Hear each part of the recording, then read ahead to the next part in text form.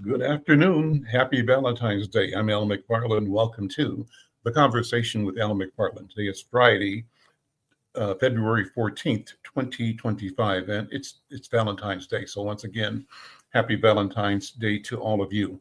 Fridays we do the Healing Circle. I'm pleased to have my colleagues and friends, my leaders, in conversation with you around important themes about our health, our mental health, our physical health, our community health. And today is no exception. Dr. Bravada Garrett-Akinsanya is here, along with Dr. Oliver Williams. And as always, we start the program with a special protocol. Uh, Before I turn over to Dr. Bravada for the protocol, a thought I have, I was just watching the parade in the city of brotherly love in Philadelphia. And so feeling all the energy, all the positivity of the joyous spirit of victory that the residents of Philadelphia and the fans of the Eagles are experiencing around the country, around the world. It's a wonderful thing. And seeing that crowd of maybe 1.5 to 2 million people along the streets of the parade route just now, as we're speaking, they're going to be making speeches in Philadelphia. And so I'm thinking how wonderful and necessary that expression of community and love is, particularly right now when we are besieged every day, all day, 24 hours a day in the news cycle with the atrocious behaviors of those in power. And so the relief is both necessary and palpable. And I wanted, over the course of this program, for us to talk about community, things we can celebrate, things that will bring us through, and we do that in the context of this conversation on Valentine's Day about love. And so the question is, how do we examine the journey from domestic violence to domestic peace in Black relationships? With that, Dr. B, welcome. Good afternoon. Let me hand the talking stick to you. Thank you so much, Baba Al. And hello to my young brother, Dr. Dante Williams. Welcome to the Healing Circle. This is his first one, hopefully not his last one. And of course, my brother, Dr. Oliver Williams. Good afternoon to you as well. As we join this Healing Circle, we once again just breathe in a sense of peace and exhale any anxiety. Just take a moment to just be quiet in yourself and settle in. Notice the chair in your body as the weight is held with the chair. Look to your right, seeing safety. Look to your left, seeing safety.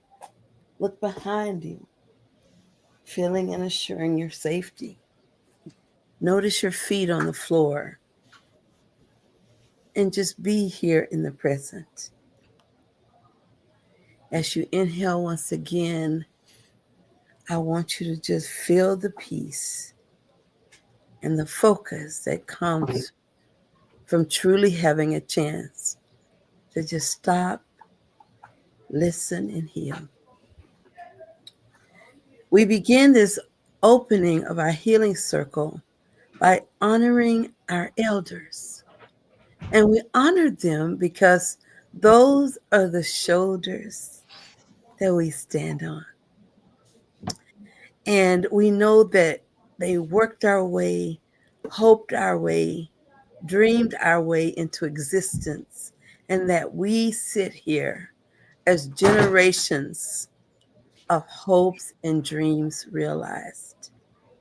We honor our elders, but also our ancestors, for those were the shoulders that our elders stood on. And we honor our ancestors because they're closest to our Creator. In the circle that we create, even though it's virtual, there's no beginning or end, no top or bottom.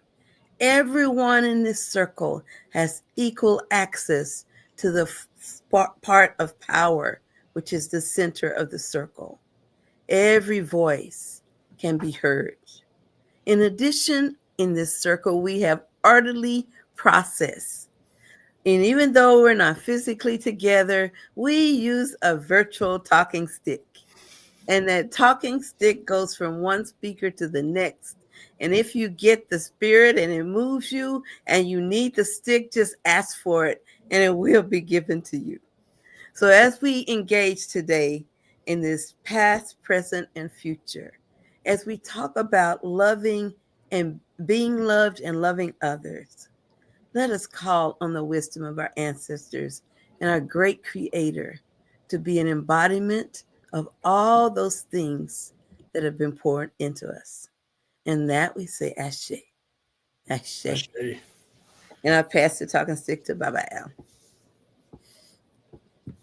Thank you, Dr. B. Well, let me just have you and Dr. Oliver invite Dr. Dante in and present him to the community and jump right into the topic. I mentioned the topic being the examination of the path, the journey from domestic violence to domestic peace.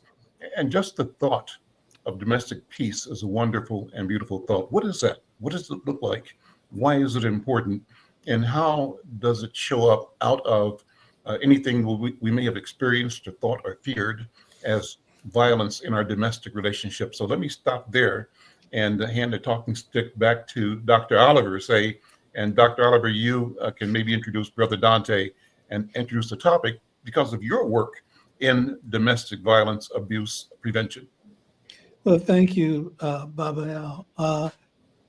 One of the things that I want us to have clarity about is the fact that there's a difference between conflict and violence. Every relationship has conflict. Not every relationship has violence. There's a whole thought process in terms of how we've gotten to address the issue of domestic violence. So when domestic violence occurs, it's not a regular situation or issue to take a look at. If you're dealing with violence in your relationship, there's some people who change, but there are a lot of people who don't. If you're dealing with a domestic violence situation, that's different than dealing with conflict, because again, every relationship has conflict.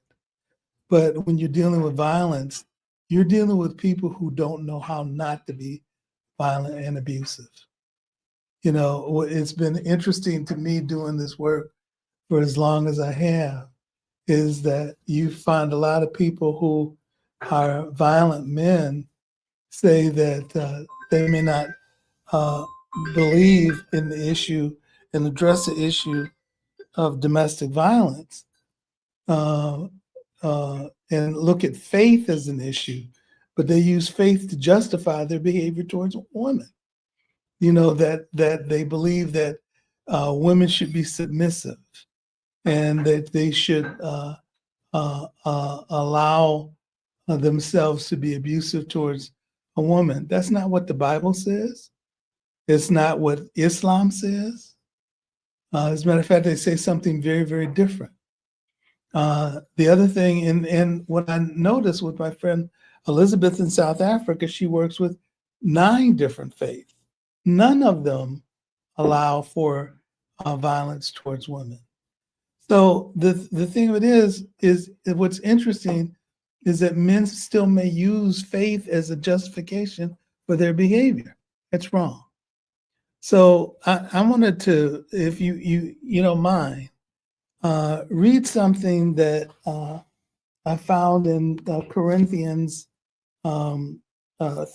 chapter 13, verse 4 through 7. And it says, love is patient, love is kind. Love does not envy, it does not boast. It is not proud, it is not rude. It is not self-seeking, it is not easily angered. It keeps no record of wrong. Love does not delight in evil, but rejoices with the truth. It always protects, always trusts, always hopes, always perseveres. Love never fails, but where there are prophecies, they will cease. Where there are tongues, they will be still. Where there is knowledge, it will pass away. For we know it is part of the prophecy in part. But when perfection comes, the imperfect disappears.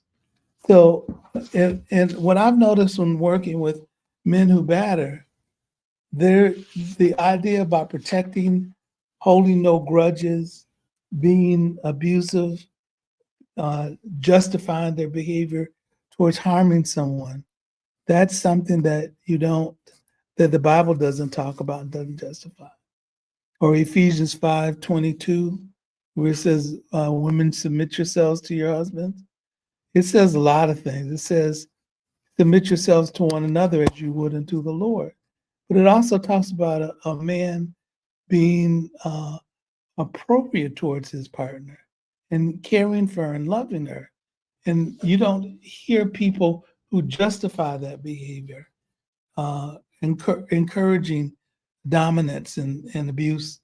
So there's some things that we need to really think about and challenge how people think about the issue of domestic violence. There is a period of time where women oftentimes were in circumstances where they questioned themselves, and men encourage the domination of women, but that's not what we're supposed to be doing.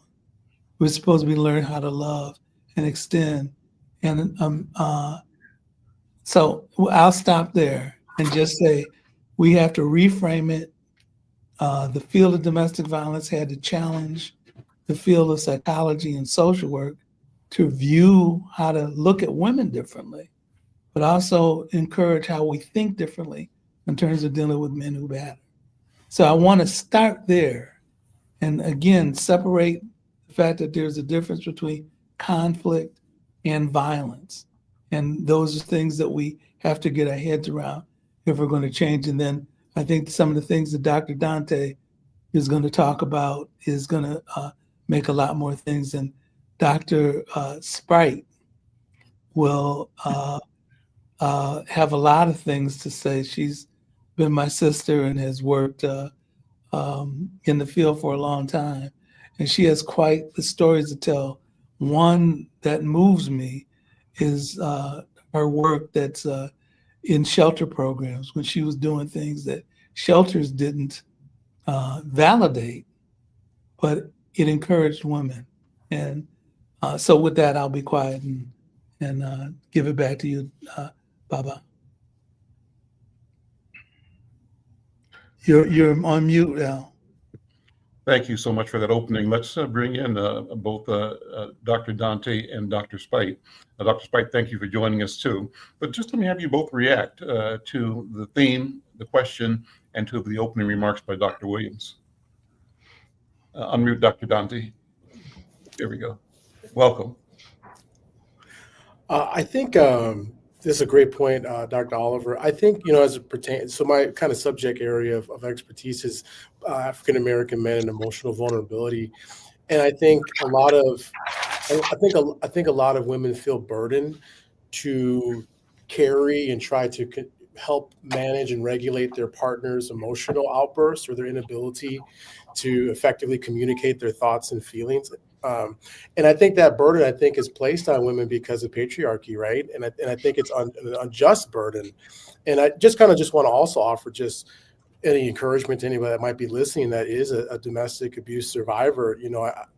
I think the thought of leaving sometimes can be scary, but what was taken from you can always be restored and magnified, if that makes sense. And there's a lie that's told, I think, particularly in this context, to women who are survivors, that this person took control over me, this person took my autonomy. But when you take that step back and you're able to find safety and find a place of refuge, you can start to see things more clearly. And I think another kind of damaging effect, as well as I think that women might be experiencing as it pertains to domestic violence, is just this person over you is telling you that what was happening to you and how you were feeling wasn't the case, if that makes sense, right? Like they're telling you, no, this isn't happening. How you're feeling isn't what's happening. It really is gaslighting, but then it continues to get worse and worse and worse. And as time goes on, the behaviors never diminish. The behaviors get worse and more severe. So the longer you stay, the longer it becomes worse. And so I think that part of that is like who you are as a person and as a woman. Like if things are happening to you, they're true. Validate yourself, you know? So I'll leave it at that, but appreciate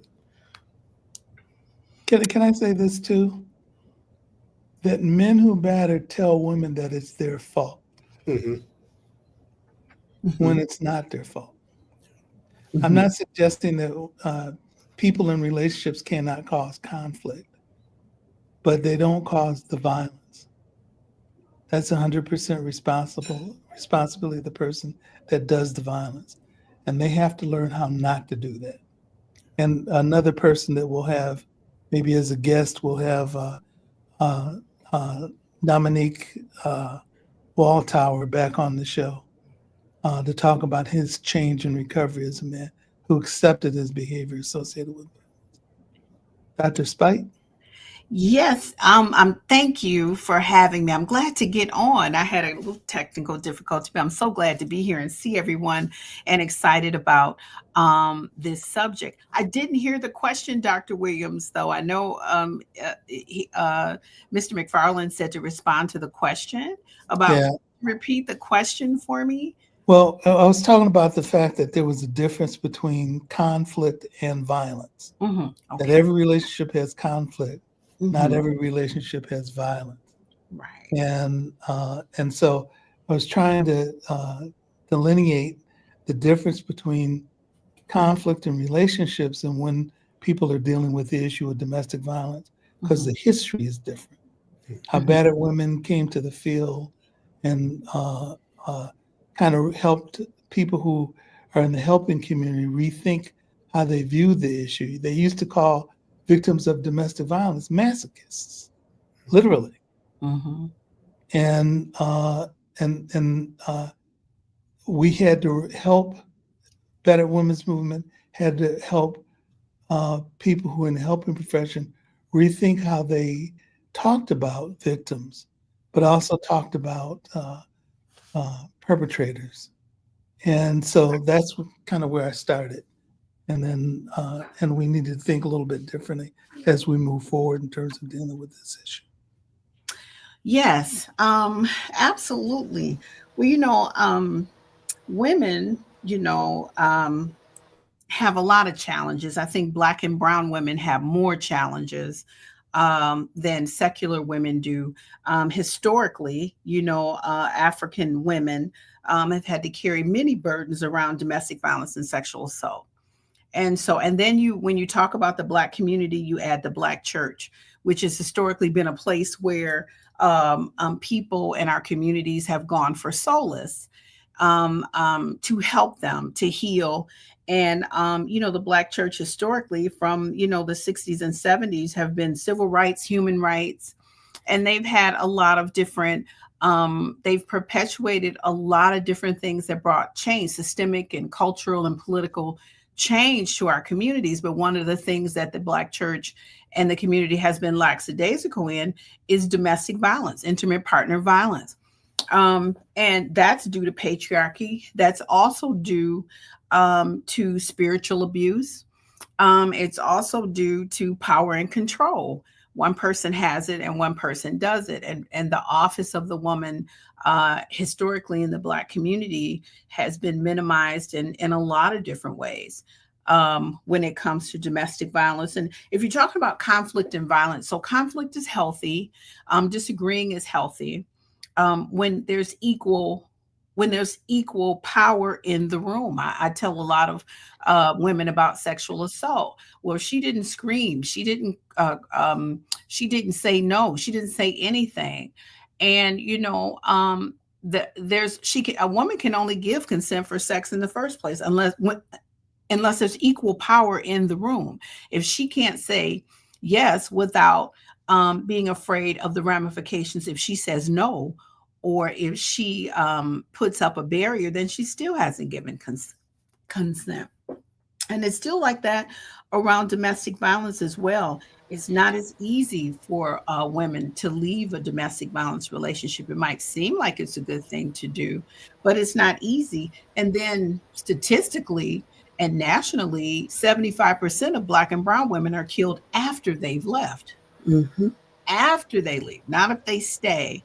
And so violence is something that's a choice of the abuser.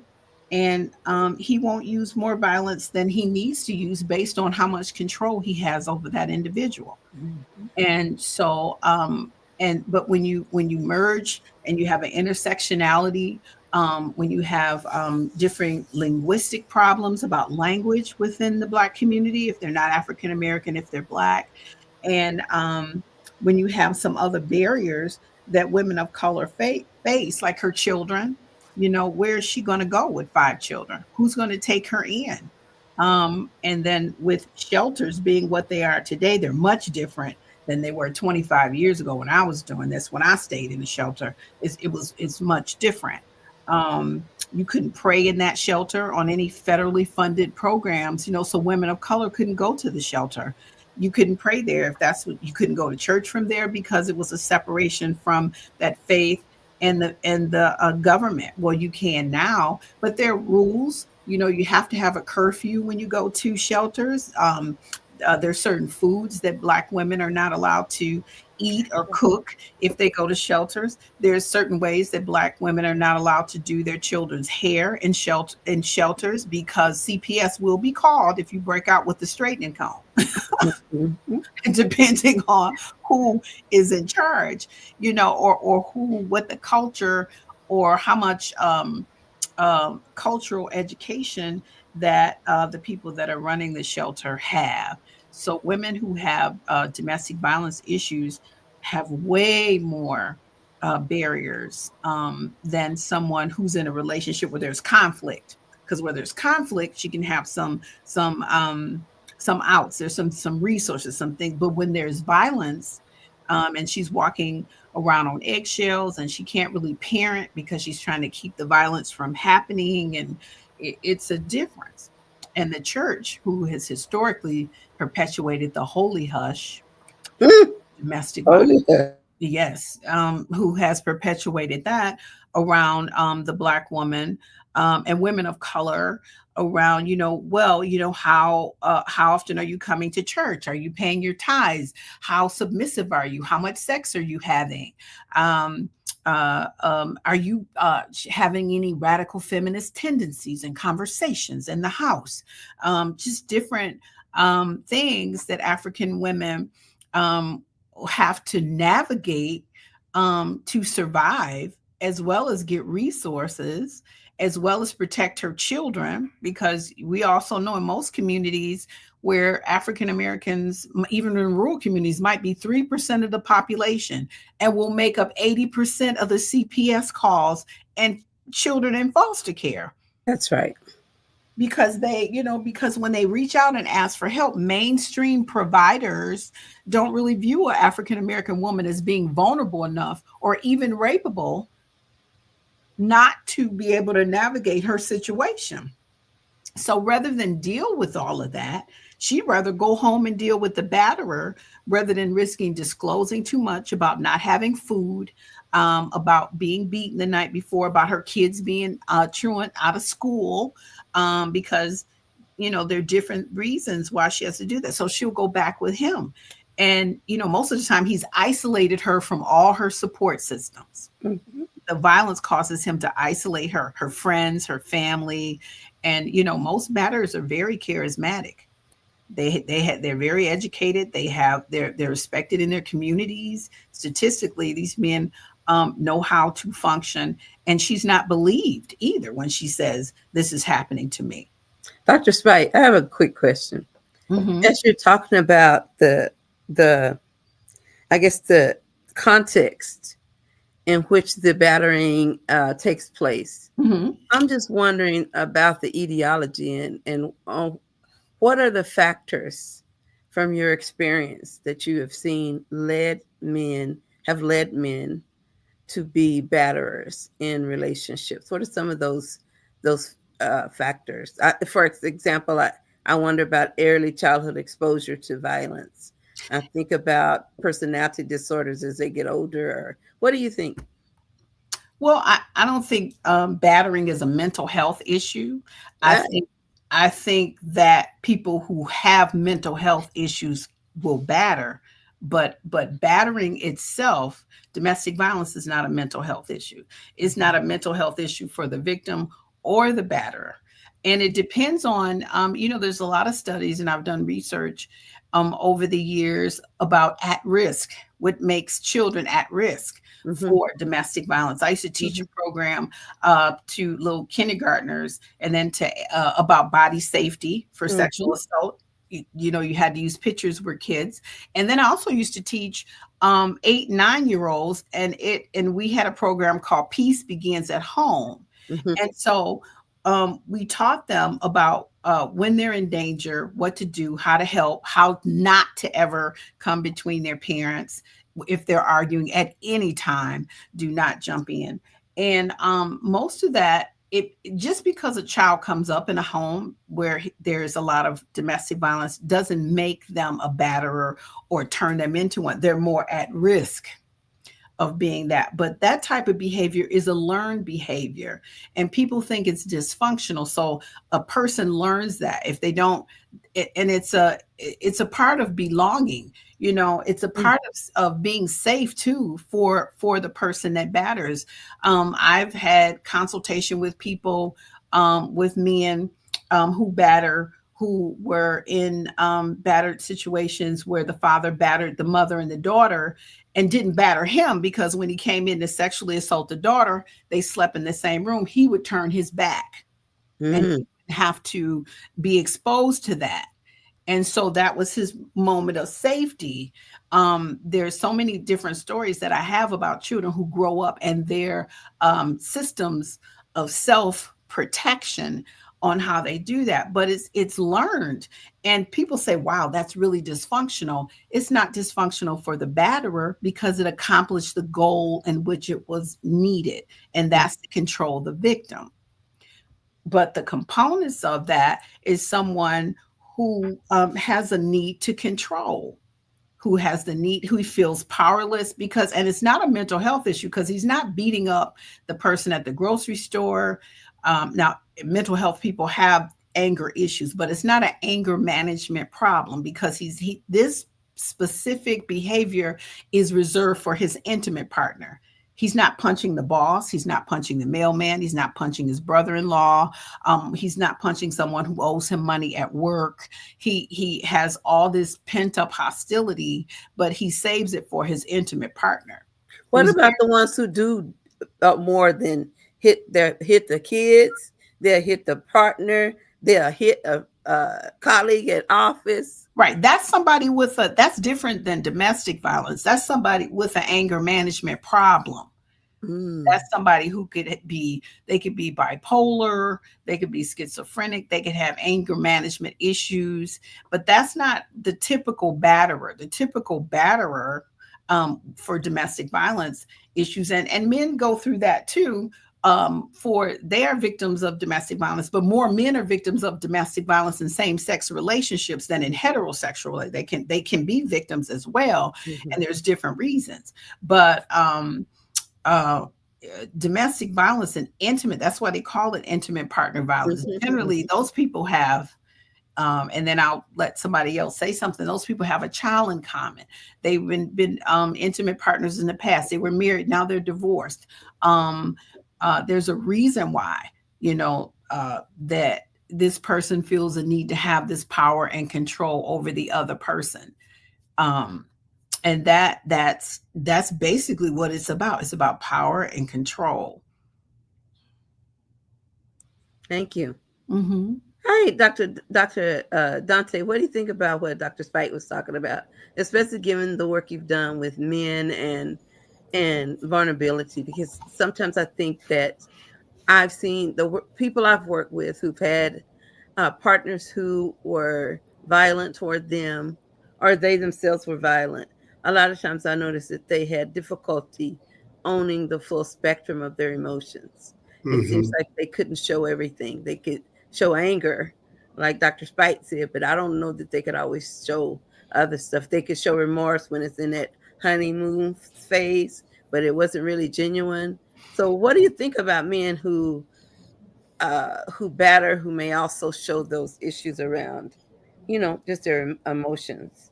Yeah, I think one of the hallmarks in the literature backs this too, is their inability to be able to express the full range of their feelings and their emotions. Like anger is the primary feeling. And I think anger can also be kind of, particularly for the presentation of a person that's kind of charismatic, knows how to work systems, knows how to use their language and stuff like that, kind of really kind of cunning, you could say. Like they're angry a lot, but they're not showing it by punching a hole in the wall where it's visible to other people.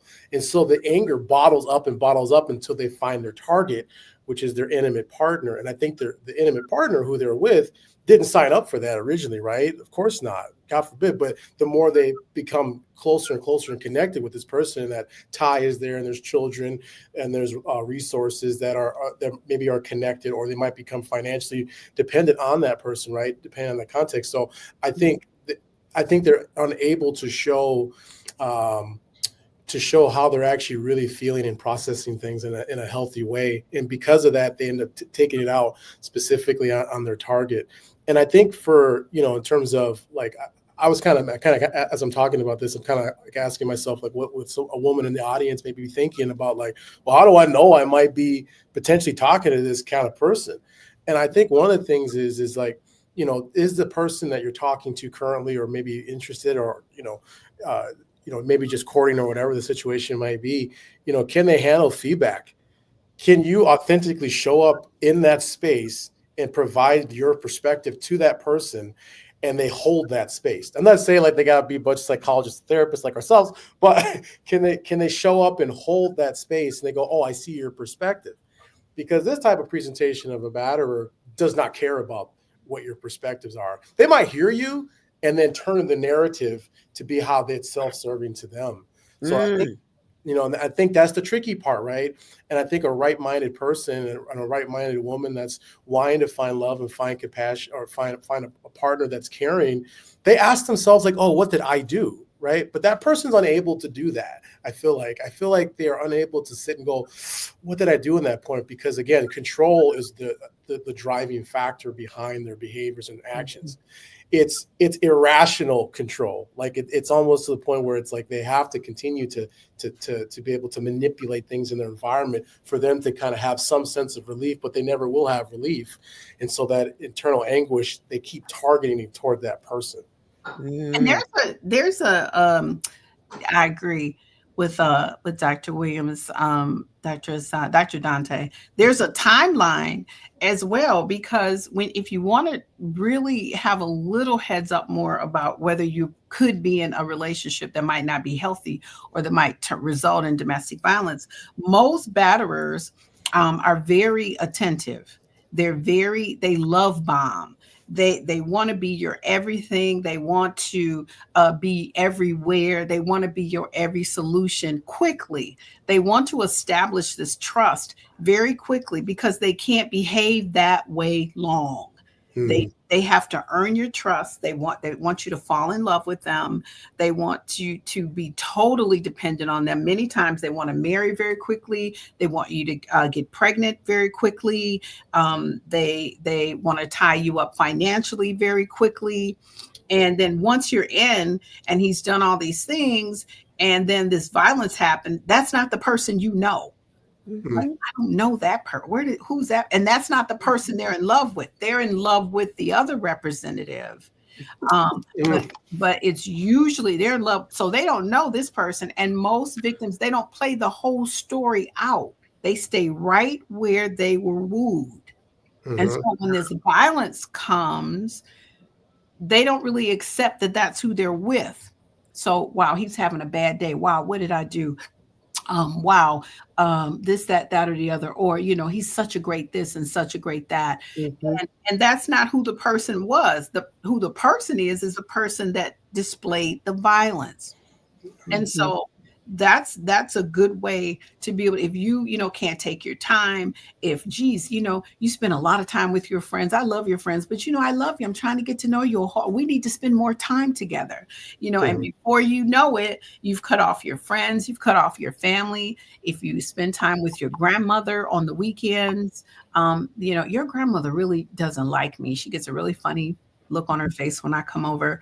Or your friend Teresa, you know, how many boyfriends has she had? You know, is she in a relationship now? You know, and so they start to unbraid your support system that you've been comfortable with, that your personality, and they replace themselves with the goal of you being totally emotionally and psychologically dependent on them. Even if it's not financially, they're your biggest cheerleader from day one. From the time you open your mouth, they're your biggest cheerleader, you know. And so that's basically, you know, how they woo women, because good guys, they're like that too. Good men don't batter. They want to be in good relationships. They know how to be nice to women. They don't have any gender biases or problems around femininity and all this other stuff, you know, and you can get into an argument with them, you know, and they'll laugh at you, you know, oh, they're women, you know what I'm saying? That kind of stuff, you know. But, you know, somebody who's a batterer, you have to have a certain behavior pattern with him consistently. And it's not going to stop him from hitting you, but he has to have that kind of control. So I have one more question, and it kind of feeds into this, because a lot of us have been talking a lot about President Trump. And I think about the thuggery that is befalling us as a nation, and the fact that we have people who are doing social modeling and looking at the way he treats other people and kind of mimicking that. And I think about how he's been called a narcissist by many people. And I'm just wondering, have you found in your travels that many of the people who you are, Dr. Oliver, seen in your travels, many of the people who do battering as being narcissists? Yeah, and like Dr. Spight said, you know, the effort is to control. I mean, the intention in his head may be that he's trying to do something on behalf of the other person, but the result is the fact that they're isolating people and trying to control the person and the situation. The other thing is the fact that they can't have, there's been an interesting constant with working with men who batter, is that they can't accept any challenge to their view of the world. So if you start to confront them or give another narrative about it, they can't accept it and they have to extinguish it. And which is an interesting challenge. Saw this guy who was about 6'5", and the woman that he was abusing was about 4'11". But he felt like she had stronger stature than he did when he was the brute, physically and emotionally. And so let's also talk about the reverse. Women can be violent towards men. Most of it is men being violent towards women. But there was a guy that I saw who was 6'5", and she was about 5 feet, and she was the one that was being abusive to him. And when he told me about it, I'm going, okay, right. And as I heard more about what was going on, and then she came up and she admitted what she did in terms of being violent in the relationship and such. You know, she was controlling and couldn't accept his perspective about the situation. And my question to him was, why are you continuing to stay in the relationship? Because he felt as though he wanted to submit and to be protective. And the way that she accepted it he crossed the line. She couldn't accept it, and she was abusive. She got over on his shoulders at 3 o'clock in the morning with a pistol and a gun pointed at his head. Wow. So, when I went to Africa, in Kenya, what was interesting is the fact that so people have multiple relationships. Mhm.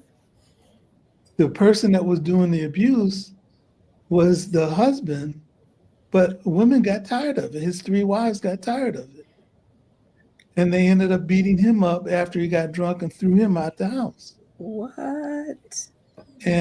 But there's something about acknowledging and then also it being at a point where you don't accept it anymore. Mm-hmm. And then what they did was they ganged up and were able to stop his violent and abusive behavior. So there are things that we have to think about. And this issue about DEI, you do have to understand the culture to be able to confront things and understand. Elizabeth Peterson and I are Horn doing a paper that talks about trying to reframe how we think about the issue of domestic violence from the communities that we work with. Mm-hmm. And to challenge their perspective and thinking about what does power and control mean? Because it means something, it can mean something very different depending on who you're dealing with. But this issue about it not being able to accept the perspectives of people and also trying to isolate them from their view of the world. I see. It's an interesting thing. I see. That seems like a lot of energy to use to break someone down. And today, when we're thinking about the title today, what's love got to do with it? Because a lot of times I hear people say, I'm sticking with him because I love him. And I think they're like in that position Dr. Spight alluded to, where they are stuck in the memory of the way it used to be or the fantasy of what they thought it was before they fell to that trickery. But I remember my own experience of being in a domestic violence relationship where little by little I noticed I was losing myself. It was very tiny concessions that were made or values that I had. They're very tiny, little tiny steps. And next thing you know, this is huge situation that you had no idea that you got into or how you got into it and not knowing how to get out. So I think I'd also like to spend a few minutes just asking some questions around healing. What do we want to give as examples to men who don't know how to express their feelings, or like my great grandfather who beat his wife.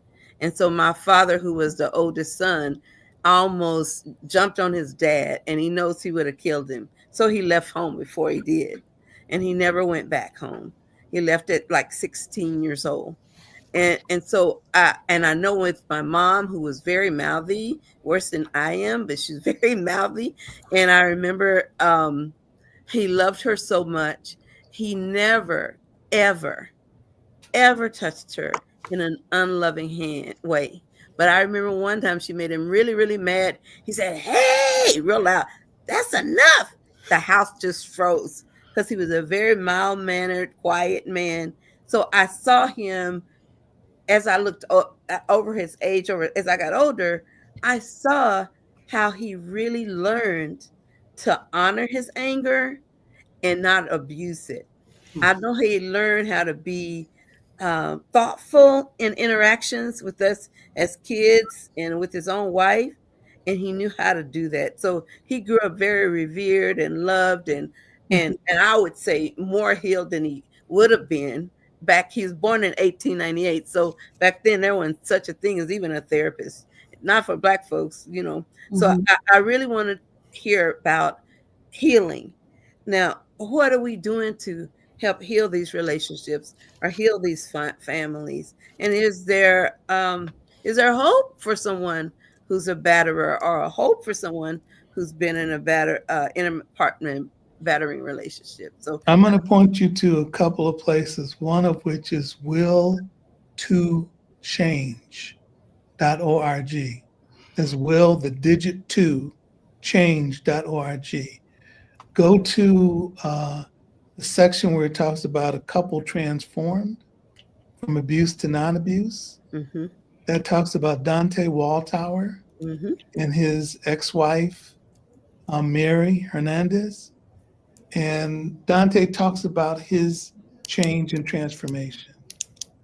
And the answer is, even though I've seen some situations where people in marriages and relationships have changed, the goal isn't to keep the relationship necessarily. Right. Maybe you don't need to be in that relationship. Right. The goal is for the abusive man not to be abusive, because he stops being a carrier of abuse if he learns how to stop. Mm-hmm. So the goal is self-confrontation and to acknowledge oneself in terms of the abuse that one does and recognize that's not the way it ought to be. And then for people to keep check on that. Mm-hmm. And for a victim of abuse, in my opinion, and LaDonna, I'd be interested in your thoughts around this. But a perspective to me is, once a woman has been in a relationship where she's been a victim of abuse, the next thing is, after she leaves that relationship, to consider all the things that she's learned from being in that relationship. Yep. And then when she sees it, don't let it happen again. Yep.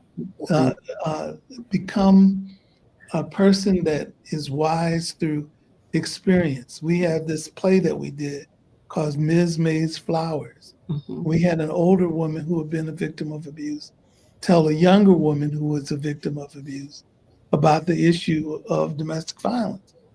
They didn't know that that's the position that either one was in. Mm-hmm. But when we ended up doing it, the older woman was sharing with the younger woman all the things that she had learned. And the fact that when she saw it again, don't accept it or repeat it. When sometimes women say, well, if I tolerate this or allow that, then it's okay. I can accept it. He may have changed. When you're doing it, you're allowing him to repeat the same behavior that he's doing with her, but also that he's going to do with other people, because he's a carrier until he changes. So acknowledgement and awareness of self, I think. Thank you. Important in healing. Yeah. Also, like Dr. Williams says, the beginning of change is the knowledge and the acceptance that you need to change. Mm-hmm. Because most batterers that don't change blame the other person. If she just wouldn't have did that, she always does this, or she needs medication, or she's going through the change, or she's too bossy, or she's too loud, or all of the justification that turns you into the monster you need to control her. You're not her father. You're her intimate partner, and a father shouldn't cover his family like that either. His wife covering, but healing has to begin with the batter, with him understanding that his behavior is counterintuitive to even being a man, being able to understand what healthy love is and have healthy responses to what Dr. Williams was saying around conflict. You just can't go through life angry at each conflict that you have, or it results in some form of violence that makes you uncivilized. And we're a civilized nation. We're supposed to be. And I think also what helps other men, and that was a wonderful play we did, Miss May's Flowers. We were able to get Margaret Avery from The Color Purple to play Miss May. It was amazing. We had a good time. That's what Dr. Williams was able to do. He has a lot of influence. He does. But I think one of the other things is other men have to hold other men accountable for how their view around women, around gender-based behaviors, around crime, around statue. around his role as a man in the world, his role as a man in the Bible, in the family, in his community, and what those things are and what's unacceptable behavior, on the football field, in a bar, places where strong men congregate, and in the barber shop, places where they have these opinions. They can't, be, female bashing or name calling, or, what is your help? What was your, how do you, and a lot of it is, how do you feel about your own mother? How do you feel about your grandmother? How do you feel about, the women that you love? Are there women that you really love and want to protect in your life? How would you feel if somebody punched your grandmother? How would you feel if somebody sexually assaulted your mom? You know what I'm saying? So what is your relationship with gender and the relationships in your life? What did you grow up with? What did you, how do you feel about that? Because I know quite a few men whose fathers were never in their lives, and they are wonderful, loving partners and husbands and in the community, because it was a decision that they made not to behave a certain way, and a vow that they made: when I have my kids, I'm going to be there for my son. My sons are, I didn't have that, but so how much do you love your own legacy, your seed, your humanity? What are you doing? What kind of social footprint are you making? And what type of respect do you want? Because respect and love is earned. You have to be that person you want to have, so healing, like I said, it begins with self-reflection and doing the work, and understand that it's going to be a marathon, not a sprint. If you're a batterer, you don't unlearn behavior that you've learned since childhood in 36 weeks of court-ordered batter intervention. Right. That's Learn right. that in 52 weeks. That's right. You get the context of the steps, but then now your humanity and your need to change and want to have different experiences around women have to change, and mentor other men with their experiences around women. That's Dr. Spight, Dr. Williams, let me jump in here for a second. And I was fascinated by the phrase "holy hush." Yeah. And so, to me, that's symbolic of all of the institutions that we have that either support or allow us to ignore the kind of responsibility and accountability that we need to be healed individuals, and therefore healed as a community. So my question is, how do we examine our institutional systems that allow us to continue blindly in behavior that is not the best behavior? And how do we then, to Dr. B's question, institutionalize the healing conversation in our community through institutions like the church and like other places that we gather? How do we do that? What do you think? Donna, let me. What's this woman? Is a Canadian woman that came up with the term "holy hush"? Nancy Nason Clark. I spent some time with Nancy when we were together up in Lansing. Her and also Marie Fortune talked about it a lot too. Reverend Dr. Marie Fortune. And so they did a lot of the. Go ahead, Dr. Williams. Did you want to say? No, that Nan was the person that I was thinking about, who came up with the phrase "holy hush." But if you go to, I'm going to give you two websites. One is aadpp.org,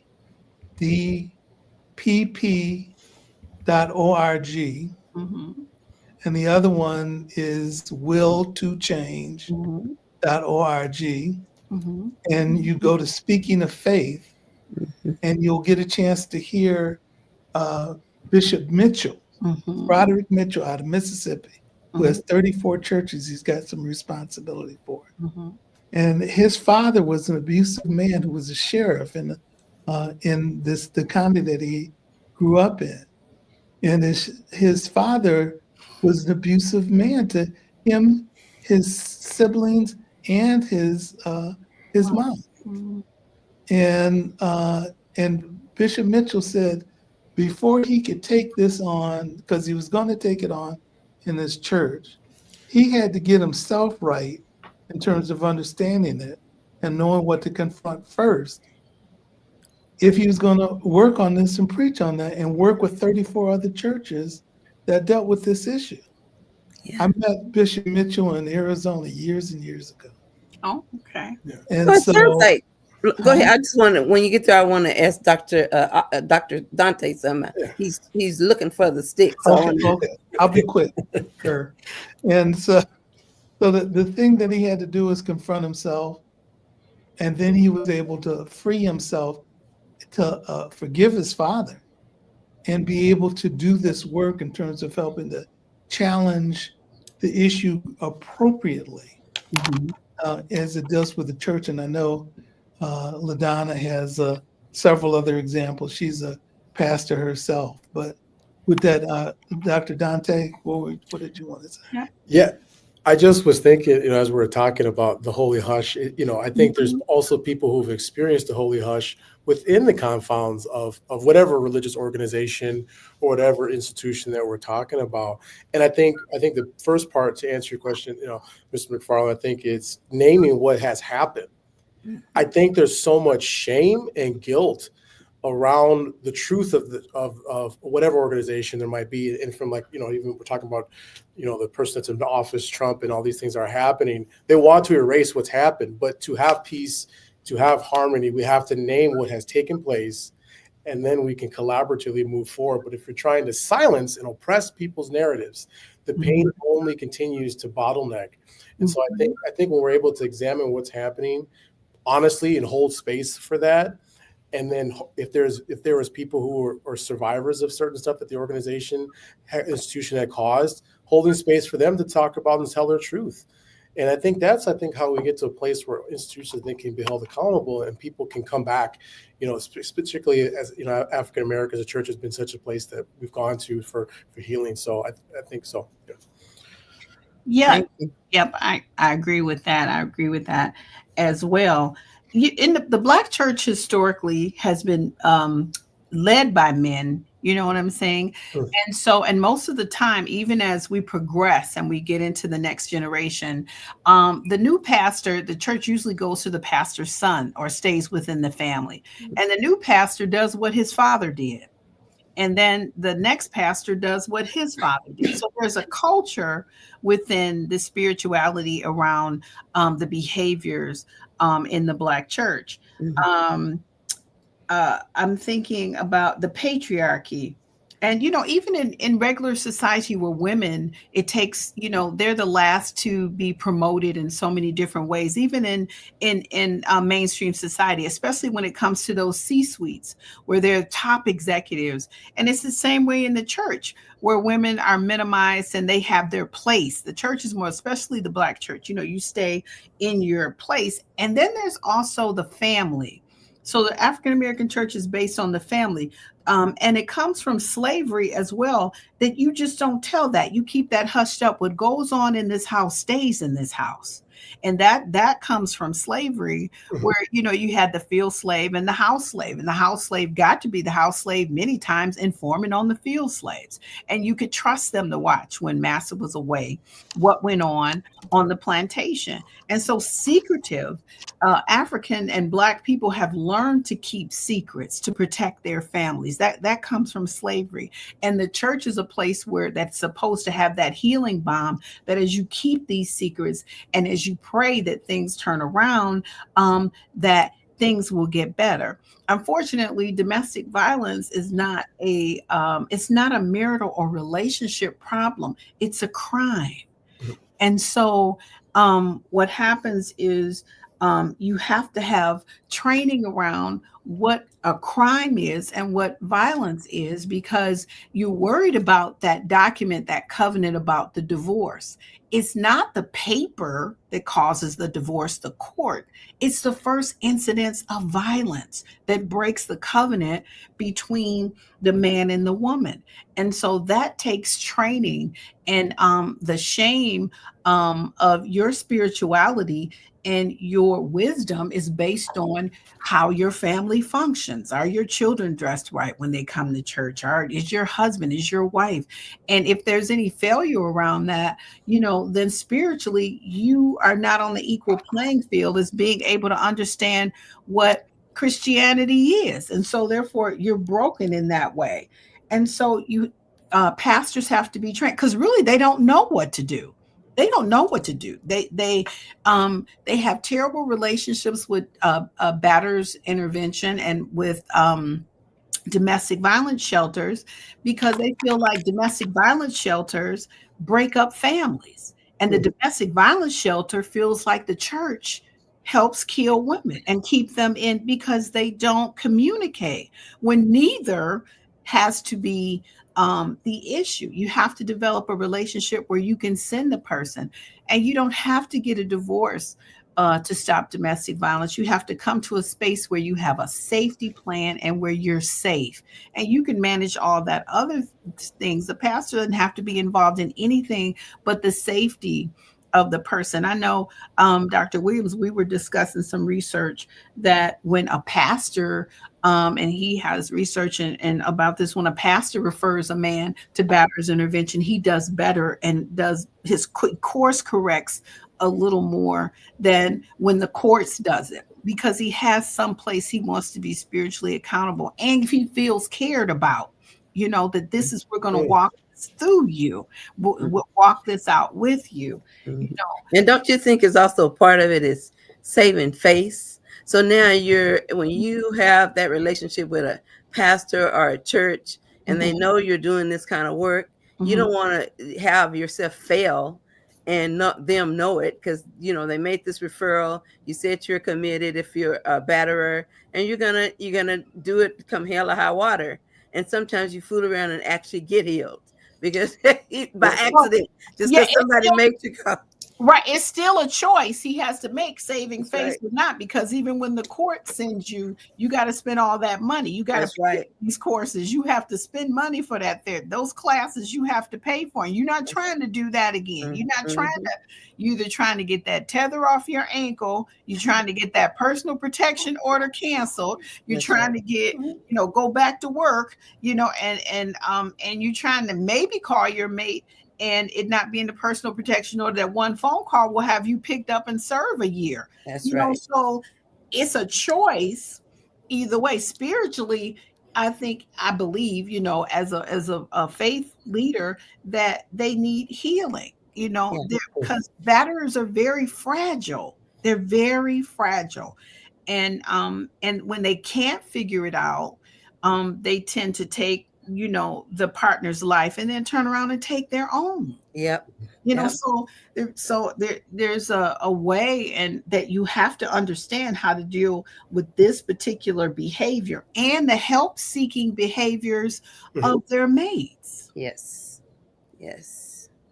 that's right. Dr. Dante, I'm going to ask you one more question, and that is about, do you see the role of men having the ability to share their vulnerability and their feelings as a part of this whole process for them? Yeah, absolutely, 100%. I think often in mental health, I think men's mental health is kind of left out. I think, and I think a part of that is, at least I'll talk for myself. I don't like admitting when I need help. I don't like admitting it. I don't like thinking it. I certainly don't like saying it. And so I think because of traditional masculinity, and I'm not saying masculinity is bad. So, I think people take that, the Red Pill podcast folks, they take that and run with it, but masculinity is good. But there's a term I like to call holistic masculinity, is what we're wanting to get towards, where we as men can talk about and express the holism of ourselves, if that makes sense. Like I can be a vibrant, strong, achievement, a successful man, right? And at the same time, I can also feel hurt.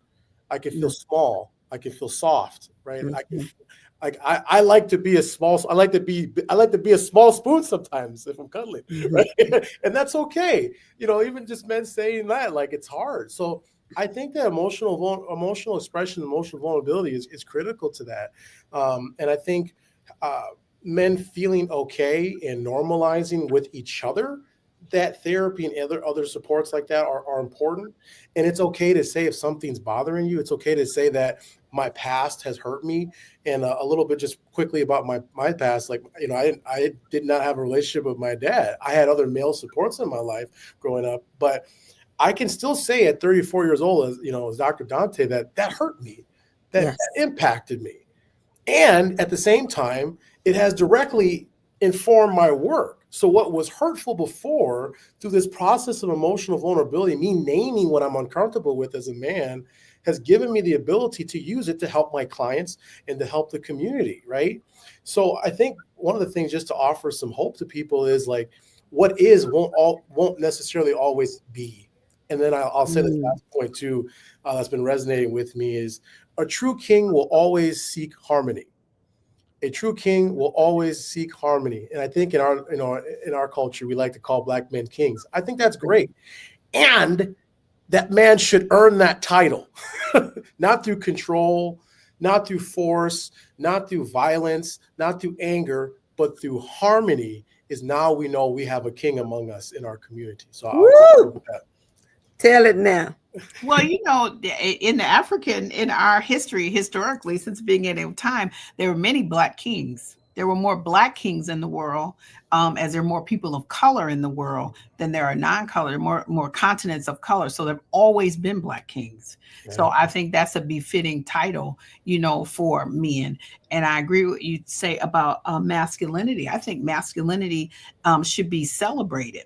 I celebrate masculinity. The part that gets twisted is when it becomes toxic masculinity. There you go. And then once you have toxic masculinity, that person only feels masculine when he's making someone else who is already smaller feel small. There you go. And that's the way that's the line that he functions on. There you go. He becomes very toxic. My husband is a very strong person, very masculine, but we can go places and somebody will say something about something that happened to a child or whatever, and he'll just start crying. Yeah. He'll just start crying, just burst out crying when he hears, he's been a great father. He's in his community. He's very strong. He believes, and you step behind me, or don't pick that up. I'm gonna pick that up. But he'll burst out into tears, if he hears something that breaks his heart. Yeah. So that's somebody who has to understand it's okay to trust the environment you're in to be vulnerable, because you're still just as strong standing on your feet before the tears came. And sister, when I was working with the police department a few years ago after, George Floyd and all that, and I noticed, especially with the police officers and many of the Black brothers that I talked to, they had that same issue. They were really saying that the thing that broke them the most was having cases of child abuse. And how they had to witness that and deal with it, and they could be telling that story and break down and go, man, it's because somewhere in us, now this is where we're getting close to the end. I know our time's almost up, but I believe that somewhere in all of us is that core of our Creator. We didn't come from trash.